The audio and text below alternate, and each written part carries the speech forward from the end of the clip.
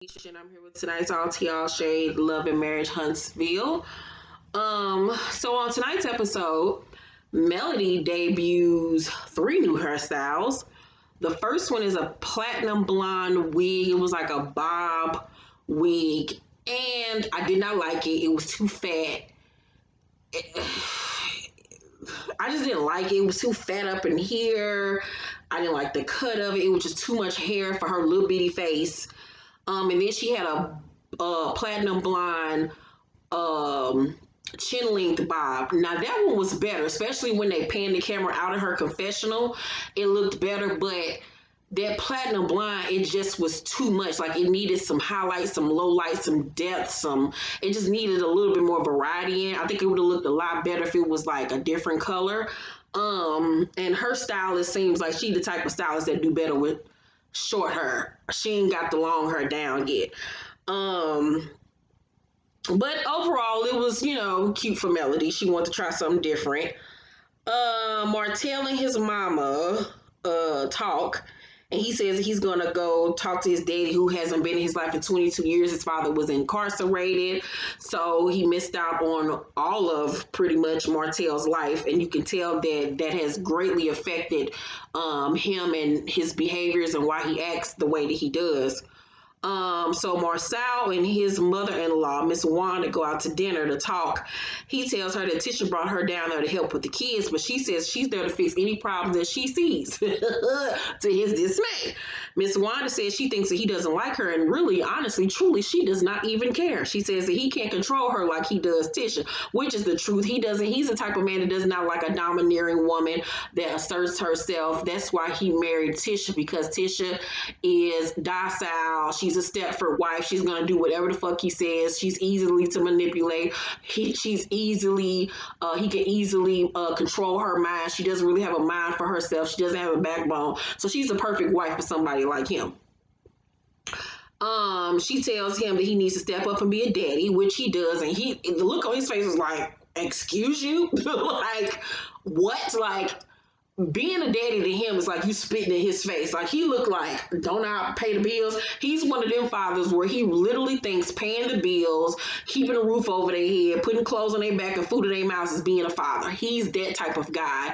I would really love for them to explore where his father is. Did he have a father growing up? Because it's some shit fucked up between Marcel and Maurice with their behaviors. They're very selfish in the way that they act, and I don't know if it's because their mother overly compensated for maybe a father not being there, but they are two very selfish men. He says that he works so Tisha doesn't have to, but he works to also keep control over her. He works to be able to control the narrative around that house, because if Tisha actually got a backbone and a mind of her own money, things would change up, and he doesn't want that. She tells she says that maybe he works so he can be with other 20 women she heard about. And she says, now it might not be 20 women, but I do think there is another woman. And she flat out asked him, is he cheating? And Marcel said, I don't even know why you're asking that question. If you pay attention, he never outright says, no, I'm not cheating. It's always beating around the bush. It's always a question with another question. He never just really outright says, no, that's not the case. Like, it's so obvious. But anywho, so then he asked for a truce, and she was like, I'll be a truce. I'll give you a truce as long as you don't get one of them 20 women's pregnant. And I was like, come on, Miss Wanda.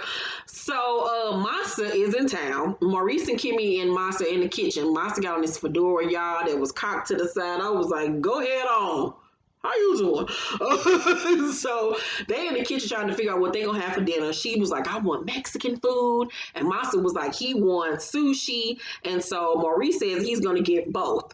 And then Kimmy says, well, what is Jalen gonna eat? And he was like, he can get either or, the sushi or the Mexican food. And she was looking like, fuck you mean he gonna get either or? Like, in her mind, she felt like he was supposed to run out and get Jalen something else too, because he ran out and got Monster something to eat, something separate. And she says that she's Jaylen's mama, so she's gonna get her son something else to eat too in their confessionals, like they went back and forth. Now, my take on that is, Kimmy, you doing too much. Now, I can see if Jaylen was a kid, but like I agree with Maurice on this one. You got a grown ass, able bodied ass adult son that is 20, 21 years old. First of all, we don't even have to worry about whether or not he gonna eat or not. That's not our responsibility. But at the same token, if I'm going to get Mexican and sushi, he can eat either or not the fuck eat at all. Like, I felt like she was being very childish when it came to this situation.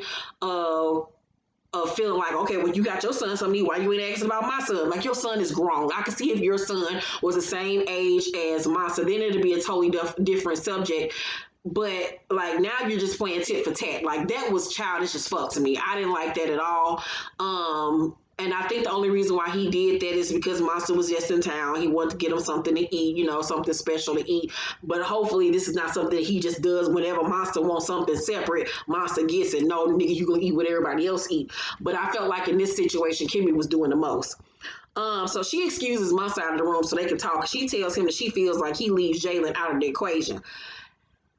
She says that she feels like it's always him and Kiowa and Monster, and that they make decisions and don't include her in the decision making. Now, there's another situation where I can see where she's saying that he leaves her son out of the equation. I've dated a man that I felt like left my son out of the equation, and I would never do that again. Even though Kyrese is a grown ass man now, it's not like he needs a father figure, nothing like that. But at least make an attempt to be close to my son or have a rapport with my son. So if she honestly feels like he's not really attempting to build a relationship with her child, now that I can understand. That I can get very much. So, because they've been together now for how many years? So if she's been with him this whole time and she feels like he hasn't tried to build a relationship with Jaylen, once again, I'm going to question, why in the fuck did you two get married? Because it seems like Maurice is getting everything that he wants, but Kimmy is settling. Kimmy is settling on him not being a stepfather to her son. Kimmy is settling with this Kiowa situation. Kimmy is settling with the Monster situation. Like, Kimmy, what the fuck did you get out of this? I'm really dying to know. What in the fuck are you getting out of this? What is just so great about Maurice that you was like, yep, I'm gonna take his last name? Because I'm yet to see like what is the big pool. So and I also can understand what she was saying. Like, it feels like it's him and Kiowa that make the decisions, and then she's clued in. Like, no, like, I'm your wife, and you need to start treating me as such.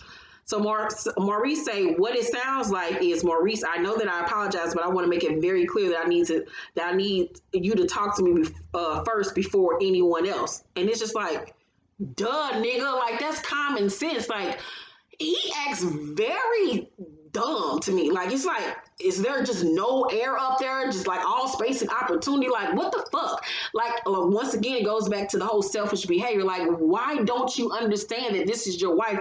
And of course, she needs to be the first person that you consult on situations. Kiowa is no longer your wife, but he very much still treats Kiowa like she is his fucking wife. Like, be back with fucking Kiowa, my nigga. Like, just go back with her, because you're still in a fucking marriage with her. You're still in a relationship with her. You're still in a marriage. Like, this shit is so fucking toxic. God damn it. I don't see how this bitch is doing it.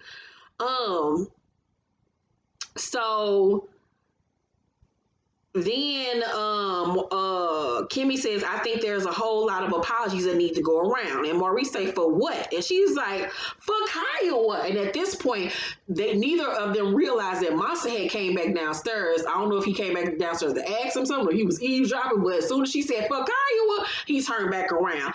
And I didn't like that. I felt like that was a conversation that should have been held for a different time and not when that boy was in the house, for him to hear y'all talk about his mama. You know what I'm saying? Even though the conversation was valid, it was the wrong time to be having that conversation when that little boy was in the house, because he ain't gonna do nothing but run back home and tell his mama. And that's gonna be another situation where she gonna be saying, why is this bitch keeping my name in her mouth? Da da da da. So Kimmy say, I was wronged, and Maurice said, I agree. Kimmy said, I told my sister, she said, who's there to defend you. And remember, I said that weeks ago, like, she's in a marriage where she is not being defended. She has to defend for herself. She's her own protector. She has to protect her own feelings, her own emotional stability. Like, he's not there emotionally for her. He's just not. Um, and Maurice said, you told her I don't defend you. And she was like, this is your job. And she starts to cry.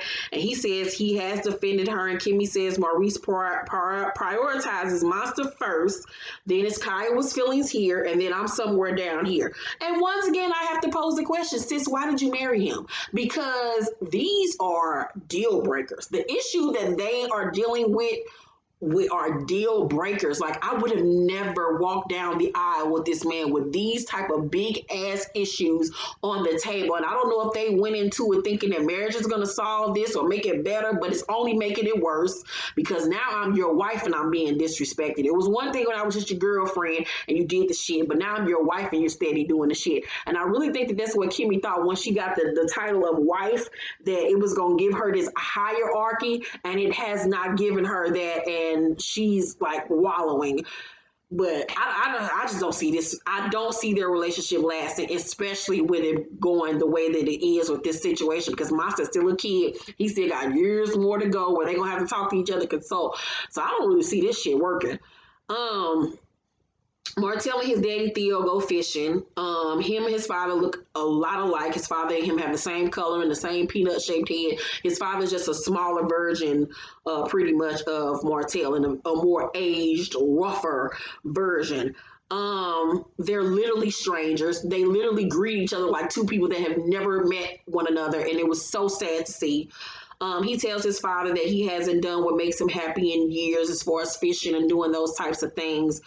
His dad tells him that he's willing to talk about anything that he wants to talk about, like put everything on the table. And I appreciate that he was really willing and ready to discuss everything that has happened with Martell and his feelings, because a lot of men just want to brush over the shit and don't want to deal with the fact that they abandoned their children. So Martell tells him that he missed a lot. His dad says he knows he did. Martell says he was bullied growing up. And I was like, ding, ding, ding, ding, ding.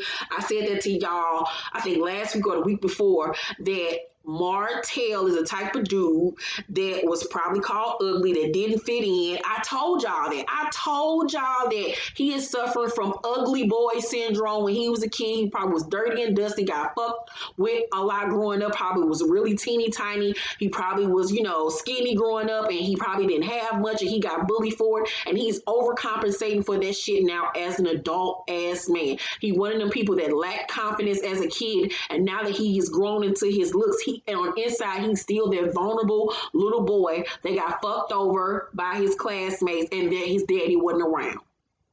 I called that shit so 2 weeks ago. So his dad says that he sold weed and that he was a hustler and that he didn't go to jail back and forth. It was just that one bust sent him to jail for all those years. So I was like, Daddy was holding some weight. How you doing, Theo? With that missing tooth. His father, however, tells him he's very proud of him for becoming his own man and not following his footsteps. And he tells him to be good to his family because he got a good family. And I hope that, Martell takes his father's advice. So at Kimmy's charity event, Maurice talks to her sister to see where they stand. And she says that Kimmy feels alone and not protected. And Maurice said Kimmy hasn't let some of the stuff go from years ago. And Kimmy's sister's like, it's you. What you let Kiowa say in front of you is a problem. Maurice says, you assume I don't deal with the situation when it's in front of me. And I don't believe at all that he has really dealt with the situation, because one thing as an adult, you have to learn that you can still give people consequences for their actions.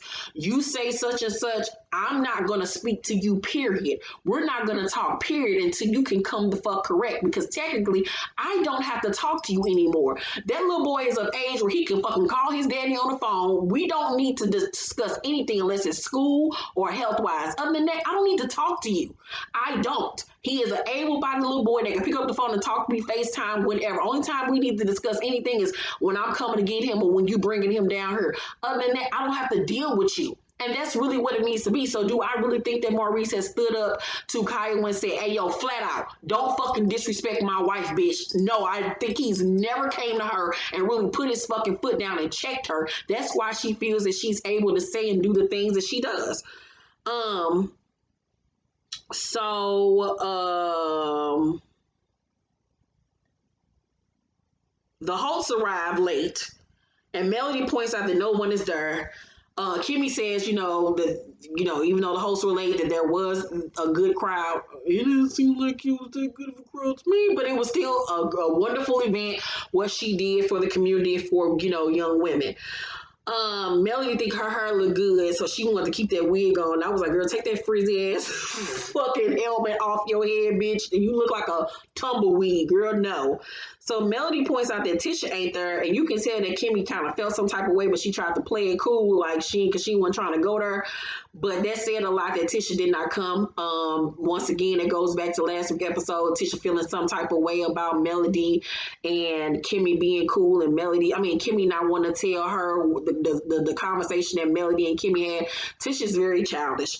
So Marcel and the men and Martell and them are all standing around talking, and Marcel points out that Marcel changed his number finally. And I was like, hallelujah, thank you, Jesus. Martell says that Mel still goes back and reads old text messages that the girl sent her between him and the girl, and that she'll just randomly go and read the shit. And I was like, she got to stop doing shit like that. Like, that's only gonna keep on digging in that wound. Like, you gotta stop doing shit like that. Like, if you really want to move on with your marriage, she gotta stop. But she has said repeatedly that she doesn't know if this is what she still wants. But even with that being said, like, reading that shit over and over again, maybe it's a thing. Only reason I would ever still read shit like that is if I was 100% trying to leave this nigga. And anytime I was thinking about slipping up and going back, I would go back and read that shit to keep my mind focused on, nah, bitch, we are out this motherfucker. Ain't no going back, ain't no slipping, we ain't staying. The messages will keep me, with some tunnel vision. So Melody thinks that Kimmy Event was a mess child. She wants out of the comeback room more than ever. So Melody comes in for the meeting in a long blonde wig, and Martell looked at her like, what the fuck is that on your head? Like, he was trying so hard not to laugh. He was looking at her like, what the fuck is wrong with you? Like, is it the pregnancy? Like, what? He did not like that goddamn wig. This wig looked better than the other, but her head is too big. Her head is too little for all that damn hair. It needs to be thinned out some, and I think it would have looked better if it wasn't a wig, or maybe if it was a better wig, or if it was some weave or something. Because Melody actually looks nice with long hair. She does, but that was just the wrong unit.